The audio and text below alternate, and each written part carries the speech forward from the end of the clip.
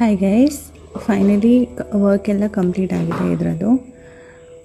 So ಈ ಥರ 2 ನವಿಲು, ಆಮೇಲೆ ಸೈಡಲ್ಲಿ ಒಂದು ಡಿಸೈನು, ಮತ್ತು ಓವರಾಲ್ ಒಂದು ಡಾಟ್ ಕೊಟ್ಟಿರೋಂಥದ್ದು. ಆ್ಯಂಡ್ ಸ್ಲೀವ್ಸಿಗೆ ಈ ಥರ ಒಂದು ನವಿಲು ಡಿಸೈನ್ನ ಕೆಳಗಡೆ ಮಾಡಿ, ಮೇಲ್ಗಡೆ ಎಲ್ಲ ಒಂದು ಸ್ವಲ್ಪ ಮೋಟಿವ್ಸ್ನ ಹಾಕಿ ಈ ರೀತಿಯಾಗಿ ಡಿಸೈನ್ ಕೊಟ್ಟಿದ್ದೀನಿ.